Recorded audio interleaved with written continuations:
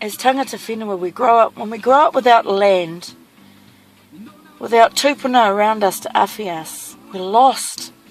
So we grow up in cities, we grow up in places we don't come from, where we don't belong. And without land, we're nobody. We've got nothing. We can't grow kai, can't feed our kids. We've got nowhere for them to be safe. We've got no whānau backup. And until I arrived in Pipiwai about 20 years ago, I didn't know what it felt like to be tangata whenua. And the person that taught me what that meant was Te Rau Hoterene. And how he did that was that he portrayed tangata whenua in everything that he did. Every word that he spoke, everything that he said. When he fed his pigs, when he talked about whakapapa, when he talked about history, when he talked about his claim to the whenua and all the hara that the Crown had done against him and his family, the scheme, whānau employed by the scheme, when he talked about trust, people in positions of trust, they had betrayed his heart, they'd stolen his land, they'd changed it, they took down the fences, they drove their cows off the land, they had no livelihood, their houses were trashed and burnt, bulldozed and burnt by their own whānau who were employed by the scheme. And what it did was it devastated them. They went to cities to work. They lived in hovels. They worked hard for pittance.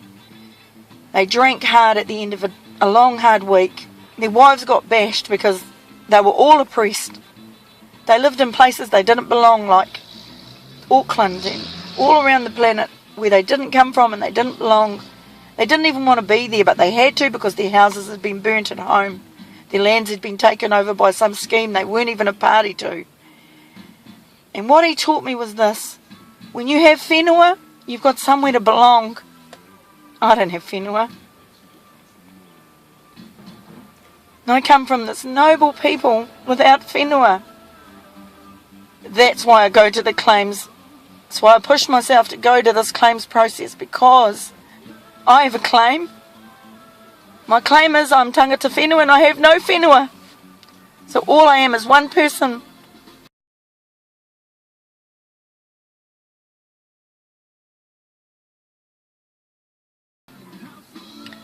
My mother died of cancer when I was 19. When she died, it devastated me and my younger brothers and sisters. I was the eldest. We struggled. I had children when I was 22. I started having my first child was born when I was 22. And at that time I was married. It was a struggle. It was a struggle, even with a husband, with a tāne. When we parted, it became more of a struggle. I went home to my dad. But he doesn't have land. You know, he leased land off a whānau in the Kaipara, and we lived there for 23 years. When our mother died, we lost our mother.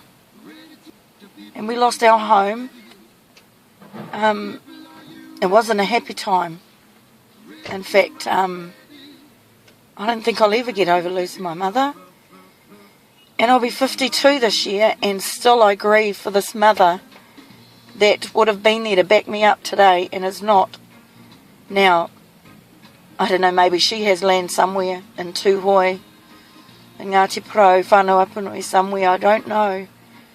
But I grew up landless, parentless.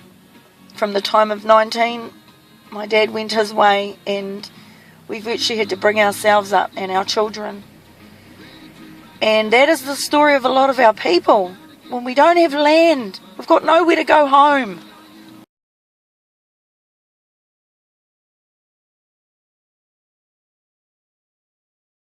I don't know the experience of other people other hapu and iwi who have settled or who have received any benefits from the claim process. But what I say is this: if we don't say something about what it feels like inside to be landless, to be parentless, to grow up without the reo and not be able to understand what it is that we feel, if we don't have that, we really got nothing. You know, we work, we live, we exist, actually. Life is almost meaningless when you don't got somewhere to go back to. If you don't have whānau backing you up, as a Māori, you're actually lost. What's the point?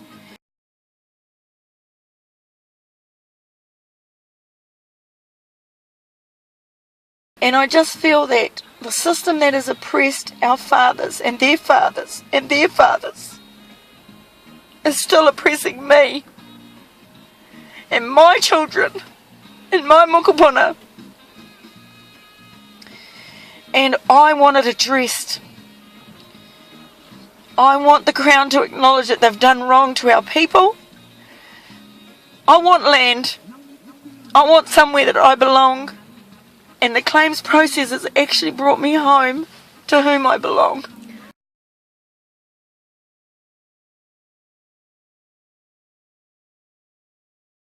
They don't care what my story is.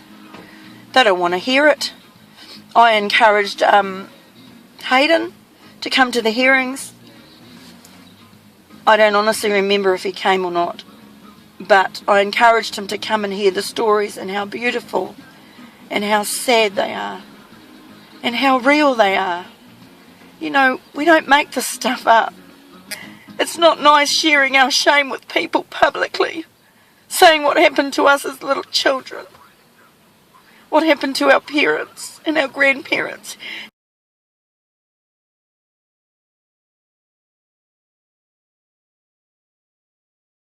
All I ever wanted to learn was my reo, and I was never allowed to until I turned 17 and I went to varsity and I could finally choose. And I chose the reo along with my medical papers. I chose the reo and I chose New Zealand history, and in that I learnt how badly our people were treated. And then I started to see why life is so harsh for Māori, why it's so damn hard for Māori women